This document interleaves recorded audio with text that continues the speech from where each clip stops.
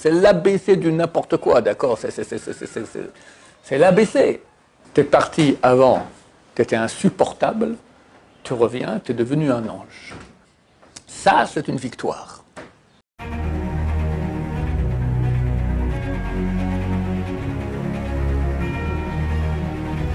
Ce jour dédié par un généreux donateur pour la venue du Mashiach, Bezrat Hashem, avec l'aide de Dieu, une belle tchouva du clan d'Israël, de la collectivité d'Israël. Et en attendant la réussite des projets de Abigail Bat Sarah, Imenu et de Eliezer Ben Esther, avec l'aide de Dieu. Et la question de Gad. Rav, comment combattre le Yetzer Hara et éviter de retomber quand on rentre chez nous pendant cette pause? Comment se battre contre le Yetzer Hara? Ah, si je savais. Et comment, surtout dans la période des vacances, comment, à plus forte raison, comment ne pas tomber dans ces pièges. Alors c'est vrai que durant les vacances, c'est la période de choix du Yetzer Hara. Bon, il faut comprendre qu'on a besoin de vacances. On travaille dur, on va dire, toute l'année, que ce soit dans les jobs profanes ou dans la Torah. Et l'homme a besoin de faire des pauses.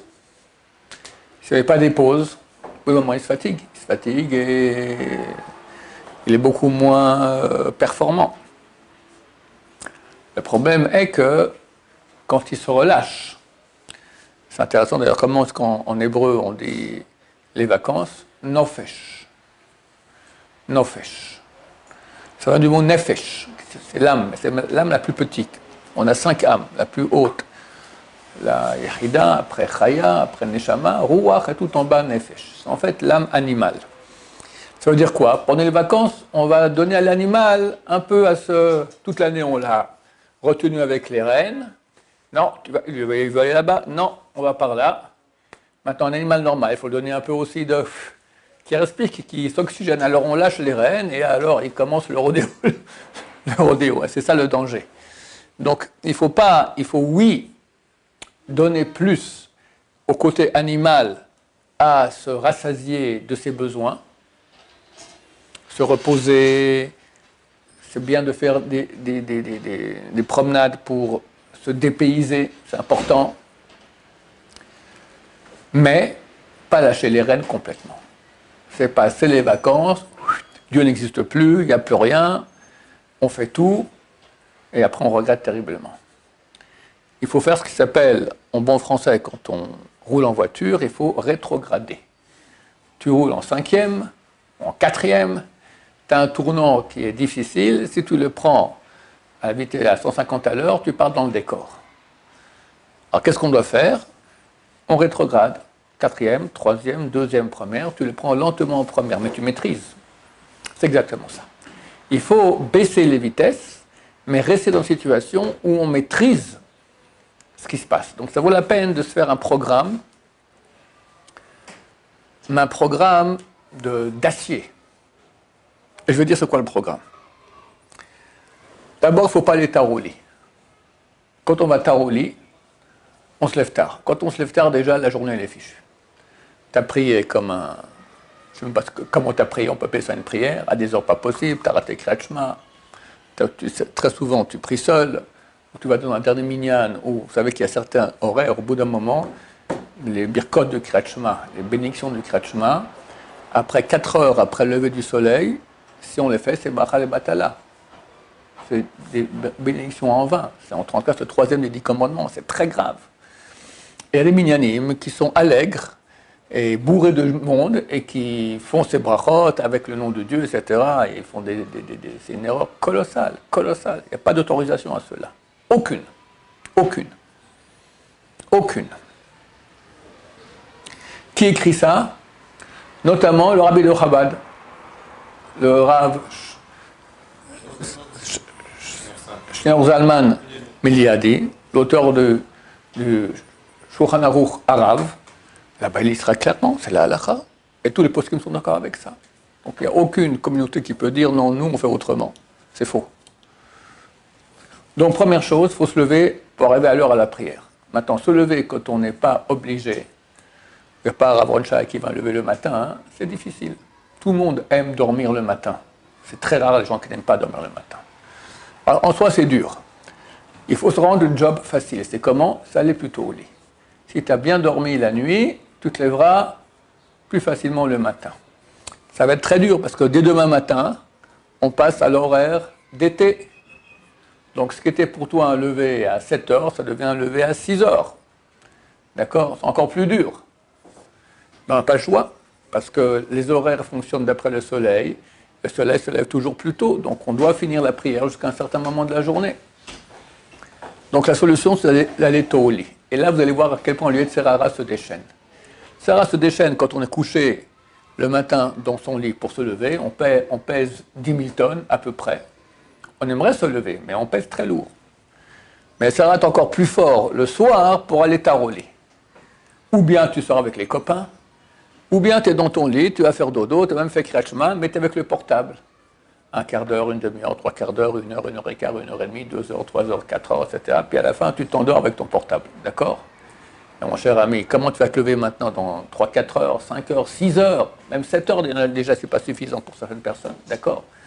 Il faut être un gibor, un vrai soldat d'Hachem, pour décider une heure limite à laquelle j'éteins le portable. D'ailleurs, celui qui veut, il peut aller chez le Rav Chaim Sima, il lui mettra une application sur son portable qu'on appelle QStudio, et à l'heure qu'il décidera, ça s'éteint, c'est fini. Il ne peut plus aller sur rien du tout.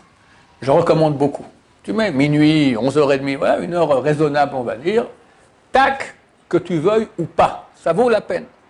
C'est marqué Betarbulot, Ta'aselecha Milchama, avec des combines, fait la guerre contre les Yetzer Hara. Le Yetzer Hara, c'est le plus grand combattant du monde. Il est appelé par les sages d'Israël Ksil Vezaken, idiot, mais vieux. Il est idiot, parce qu'il nous propose des choses idiotes, mais il est vieux. C'est un type vieux, c'est-à-dire qu'il a l'expérience, il sait se battre. Le Yetzer Hara, il vient avec notre naissance. C'est marqué que Dieu, il a vu, c'est marqué à la fin de Parashat Bereshit, il a vu que Yetzer Adam Ra Mineurav, le penchant de l'homme est mauvais, des Neurav. Neurav, c'est la jeunesse, mais Chazal explique Neurav, c'est fini secouer. Les Naïr en hébreu, secouer. Du moment qu'il se secoue, il sort du ventre de sa mère. T'es né, t'as Yetzer Hara. T'es né, t'as Yetzer Hara. Yetzer Hatov, Misken, il l'appelait Misken d'après Chazal. Pauvre. Il arrive à l'âge de 13 ans. Et ça fait 13 ans que le Yetzer Hara, il a pris la place, là, et c'est le grand maître. Il vient le Yetzer Hatov, il essaie de se battre. C'est très difficile. Il faut savoir que le Yetzer Hatov, il a quand même Dieu avec lui. Alors Chazal nous dit comment tu vas faire la guerre avec cet homme-là, qui est cette entité, qui est Zaken, qui est vieille, qui connaît toutes les combines, avec des combines aussi. Ah, tu veux me faire aller tard au lit? Eh bien, je mets une application, à minuit, pink, terminé. Ça, c'est une victoire. Alors, quand on va tôt au lit, on est reposé. En plus, c'est écrit que les heures du début de la nuit sont beaucoup mieux, du point de vue de la Torah, le kabbalistique, c'est beaucoup mieux dormir dans les premières heures de la nuit. Tu te lèves tôt, tu vas à minyan tôt, tu as terminé. Et là, vient le deuxième point important des vacances. Il y a le mitzvah d'étudier la Torah, elle concerne tout le monde, dans quelque état qu'il soit, malade, en bonne santé, riche, pauvre, etc. Tout le monde doit étudier. Et pas question qu'il y ait un jour qui passe en étude de Torah, même pendant les vacances. Comment faire? Ça, je vous dis maintenant quelque chose que j'ai entendu de Rabbi Benson Abba Shaul, le grand de la génération. J'ai vu, moi, en vacances, avec ses petits-enfants. Et bien, tous les matins, après la prière, assis, on étudie. Et il a dit, si on n'étudie pas le matin, d'habitude, après, on n'étudie plus toute la journée. Tu es en vacances? C'est-à-dire, je vais étudier dans 5 et 6. Tu parles. Tu es en vacances? Tu fais ci, tu fais ça, hop, il y a ton moment d'étude, ouais, bon, j'ai pas envie, tac, tac, et tu le rates. Tu as raté une fois, c'est fini. Tu rateras une deuxième fois, une troisième fois. Si déjà tu as raté une fois, c'est facile de retomber. Par contre, si tu tiens bon, alors tu ne rateras jamais. Et là, tu as gagné. Le truc, c'est faire le moment d'étude le matin, après la prière, directement, encore avec qualité de filine. Je vous rappelle que celui qui n'étudie pas avec qualité de filine après la prière, il ne peut pas recevoir les parties supplémentaires d'âme, nefesh, ruach, neshama. Il ne reçoit pas. C'est que chez nous, on dit la halakha, pas comme tout le monde le fait avant Hanouch Shabbat, on le fait après Hanouch Shabbat. Quand tu as fini Anu Shabbat, tu étudies un peu, donc tu reçois Nefesh Ruach Neshama. Pardon? Non, ça ne marche pas. C'est marqué fin de prière. Fin de prière, c'est Anu Shabbat. Anu Shabbat, c'est une partie extrêmement importante de la prière. Quand on se prosterne à Anu Shabbat, qu'est-ce qu'on fait? À la prière, on fait des tikkunim, des réparations dans le ciel phénoménales. Mais ça reste là-haut. Quand tu te prosternes, tu dis, dans Anu Shabbat, tu fais descendre tout. C'est super important. À ce moment, tu reçois. Et après, quand tu étudies la Torah, même une phrase de Torah, tu peux encore plus, c'est mieux. Tu reçois partie Nefesh Ruach Neshama qui sont essentielles pour se battre contre les Serara. C'est les parties divines qui t'aident. Si tu n'as pas ça, tu es très handicapé dans cette guerre avec le Serara. Donc, étudier après la prière, moi je recommande pour les élèves au moins 2 heures. Ça va, 2 heures, c'est pas énorme. On va dire à 10 heures, tu as terminé ta journée, voilà, et tu as fait ton SMIC, c'est bon, tu as fait ce qu'il fallait faire. Après, tu es en vacances, ok, alors reste dans le kasher. Mais ce que tu as fait déjà, d'avoir bien prié le matin, c'est de ne pas lever trop tard, et d'avoir étudié après, ça te donne déjà des armures de lumière par rapport au Yetzer Hara. Bien sûr, vous avez une question? Non, je vais poser après. Ok, bien sûr. Ça, c'est le Yetzer Hara, on va dire, quotidien. La paresse, le manque d'études de Torah. Maintenant, il y a le Yetzer Hara numéro 1 de notre génération, la femme. Et ça fait partie du Yetzer Hara. On peut même dire que c'est le plus grand Yetzer Hara qu'il y a aujourd'hui dans l'humanité. Tu vois bien que le Yetzer Hara ne se bat pas pour que les gens dorment le matin ou ne prient pas. Il se bat aussi, mais peu. Le grand Yetzer Hara mondial, c'est la femme. Eh bien, la femme reste interdite aussi pendant les vacances. Donc, faire très attention. Tout contact physique, c'est évident, c'est complètement interdit. Toute rigolade avec des femmes, c'est écrit Shulchan Aruch. On ne rigole pas avec les femmes. Et quand tu parles à une femme, tu ne te rapproches pas trop, ni physiquement, ni au niveau du parler, parce que ça rapproche. Donc, si on doit parler, on parle, mais avec une distanciation. C'est possible aussi, on ne regarde pas trop. Puis pas rigoler. La rigolade, quand on rigole, on blague ensemble, ça rapproche énormément. Et là, le danger, il est énorme. Énorme. Et je répète une 3e fois, énorme. Hachem Ishmor. Hachem Ishmor. Et si quelqu'un tombe, c'est très très méchant. Alors tout est réparable. Mais c'est tellement dommage. Et si, comme je crois, je suis convaincu, je me trompe, et j'espère que je ne me trompe pas, ma chère, il arrive dans 2 semaines et 2 jours, et juste avant, tu as péché, tu es tombé dans le panneau, c'est des regrets infinis pour toute l'histoire.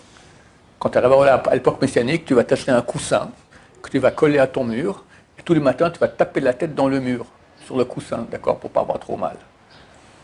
Pas 1 siècle, pas 2 siècles, pas 1000 ans, pas 3000 ans, pas 30 000 ans, pas 300 000 ans.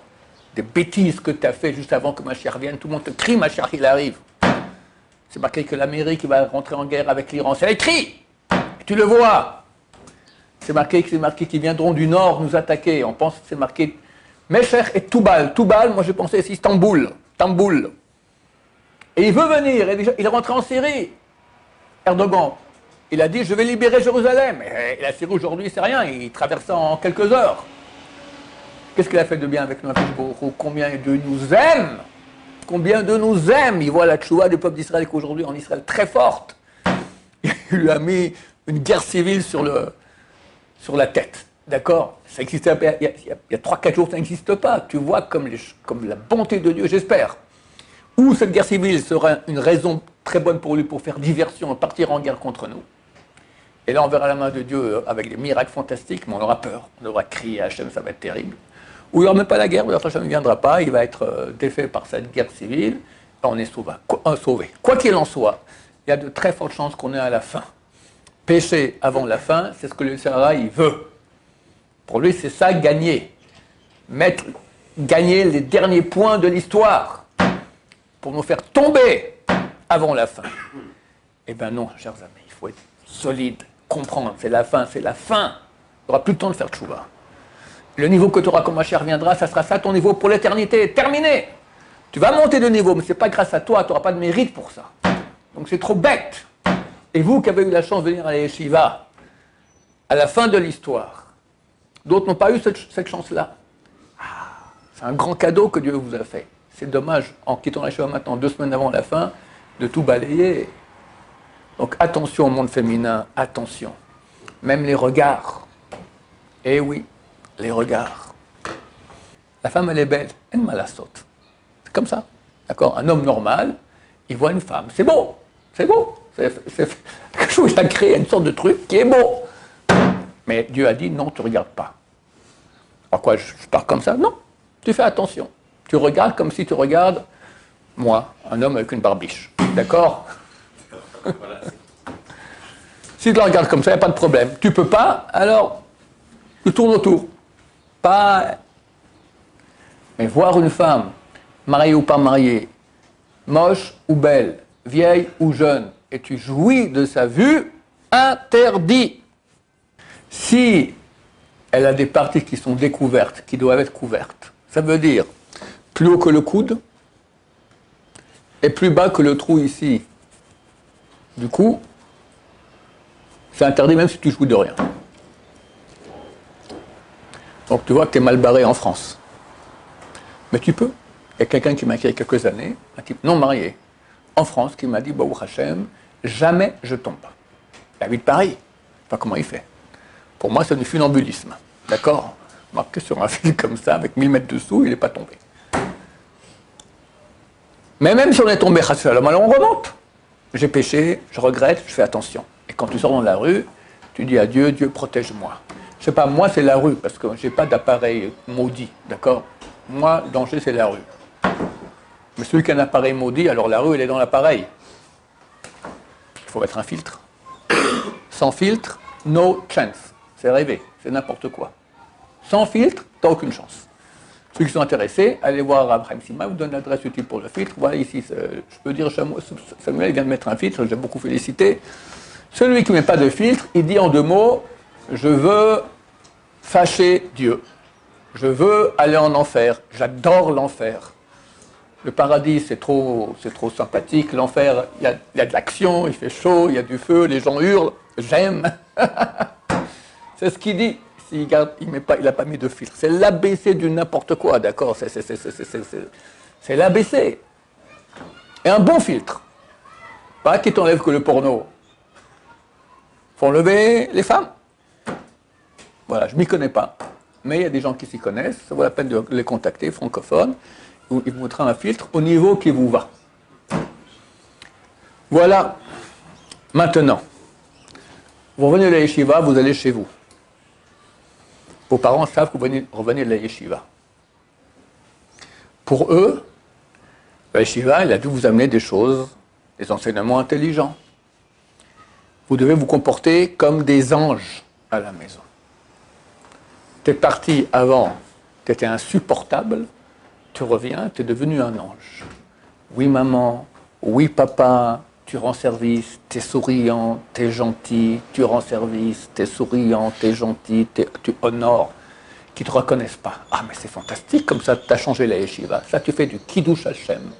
Sanctification du nom de Dieu, c'est la mitzvah la plus grande de toute la Torah. Et si tu fais le contraire, c'est ça que tu as appris à la yeshiva? C'est comme ça qu'on t'a enseigné de te comporter? Tu as fait du Hilul Hashem, tu as profané le nom de Dieu. C'est le péché le plus grave de toute la Torah. Plus grave que idolâtrie, plus grave que meurtre, plus grave que adultère. Hilul Hashem. Donc tu écrases ton orgueil et tu te fais carpette devant les parents. Tu fais du Kibboud Avehem. C'est une mitzvah énorme. 5e des 10 commandements. Kibboud Avehem, c'est dans la première table des 2 tables des 10 commandements. La première table, c'est la relation entre l'homme et Dieu. La deuxième table, la relation entre l'homme et l'homme. On a mis honorer ses parents dans la table qui concerne les relations entre l'homme et Dieu. Ça veut dire que les parents, pour nous, c'est Dieu. Et c'est écrit comme ça. Parce qu'il y a 3 associés dans ta création. Dieu, papa et maman. Donc papa et maman sont associés avec Dieu pour te créer. Combien on doit du kavod si Dieu est chez nous à la maison? En plus, c'est écrit, c'est une mitzvah qui rallonge les jours. Il y a 2 mitzvahs sur lesquelles c'est écrit cela. Shiwa Haken, renvoyer la mère pigeon pour prendre les pigeons. Bon, alors quelqu'un, il a fait cette mitzvah, mais bon, c'est un mérite petit par rapport à honorer son père et sa mère. C'est écrit que c'est parmi les plus graves mitzvahs de la Torah. Rabbi Yochanan, il a dit, heureux sont les orphelins. Orphelins, heureux. Parce que si tu n'es pas orphelin, tu ne peux pas y arriver. Tellement la barre, elle est haute par rapport aux parents. Combien on leur doit faire du kavod? C'est énorme. Énorme. Alors au moins, fais un minimum. Alors, comme je dis, ça rallonge les jours. C'est écrit. Mais Chazal ont rajouté, et tu peux comprendre le contraire du contraire. Celui qui n'honore pas ses parents comme il faut, bah, ça raccourcit les jours. Tu veux raccourcir tes jours? Hein? Qui veut raccourcir ses jours? Alors vas-y, carpette, honore, honore, honore. Tu gagnes la mitzvah d'honorer les parents. Tu gagnes la mitzvah d'aimer son prochain comme soi-même, de faire du bien à son prochain. Tu gagnes la mitzvah de rallonger tes jours. Et tu gagnes la mitzvah de sanctifier le nom de Dieu. Et donc, eh ben dis donc, ça t'a changé la yeshiva. Il dit ça, t'as gagné le gros lot. Bezrat Hashem. Un des grands dangers, quand on part en vacances, c'est les copains d'avant. Parce que toi, normalement, à l'Yeshiva, tu as progressé. Des choses que tu ne fais plus. Des discours que tu ne fais plus. Très souvent, les garçons parlent de filles. C'est terminé. La Gemara dans Shabbat, elle dit pourquoi les jeunes gens, elles parlent des non-juifs, mais elles parlent des juifs. Elle dit, pour ne pas dire quelque chose de mauvais, meurent, parce qu'ils parlent de filles. Et celui qui parle de filles, c'est marqué, on lui a fixé 70 ans de bonheur, on lui change ces 70 ans de bonheur en malheur. Faire attention. Alors tu sors avec les copains, tu vas dans des endroits qui ne sont pas propres. Je vous donne un conseil. Tu as des copains, tu sais, c'est border, c'est dangereux. Sortir avec eux, ça va être dangereux. Invite-les chez toi à la maison. À la maison, il y aura moins de bêtises qu'à l'extérieur. C'est certain. Si tu peux ne pas les voir du tout, c'est beaucoup mieux. Mais tu dis, je ne peux pas le voir. Ok, viens, non, je suis fatigué. Venez chez moi à la maison. Tu rachètes ce qu'il faut, des grillades, je ne sais pas, n'importe quoi. Tu refais une fondue suisse et on est à la maison. À la maison, ça sera toujours moins grave qu'à l'extérieur. C'est un grand, grand danger. Et je vous dis les paroles du Rambam, Maïmonide, chapitre 6 des lois de Deot. Il dit, l'homme, il est sociable. C'est pour ça qu'il doit fréquenter des gens bien, et pas fréquenter des gens pas bien. Et si il habite dans une ville où il n'y a que des gens pas bien, il doit déménager de ville. Et s'il ne peut pas déménager parce qu'il y a des guerres, des armées, il ne peut pas passer, ou comme aujourd'hui, dit le Rambam, il y a 1000 ans, ou comme aujourd'hui que toutes les villes qu'on entend, c'est tordu, il doit rester tout seul à la maison, pas fréquenter les copains. Et si ces copains sont des gens mauvais qui vont dire, allez, fais pas le lourd, fais pas le sadique, viens, laisse pas tranquille, il doit aller habiter dans les grottes, dans le désert. Maïmonide, chers amis, Maïmonide, le grand humaniste, tous les goïms le vénèrent. Il te dit, va habiter dans les grottes, dans le désert, mais pas fréquenter des mauvais copains. Donc comprenez que c'est un des grands, grands, grands dangers du retour à la maison après la yeshiva. Tu as le copain d'avant, et très rapidement, tu pourrais prendre tes mauvaises habitudes d'avant. Ce qu'on faisait avec les copains qui n'étaient pas bien, et on le refait très vite. Ce n'est pas quelques semaines ou quelques mois les yeshivas qui vont changer les choses. Et là, l'examen.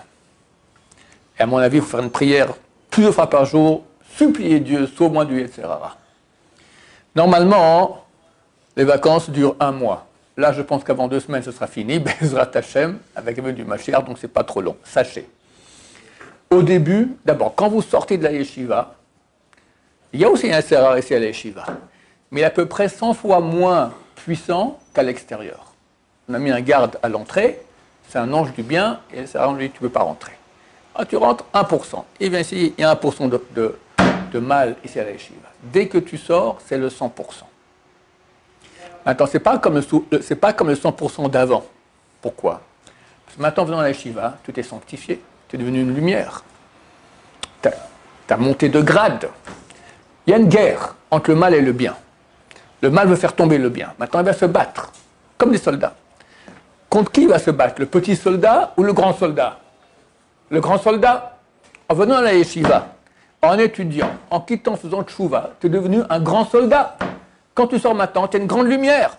Tu attires les mouches. Le Yetzirah. Vous verrez que le Yetzirah sera beaucoup plus fort maintenant qu'avant la yeshiva. C'est normal. Mais vous êtes plus fort aussi. Dieu avec vous.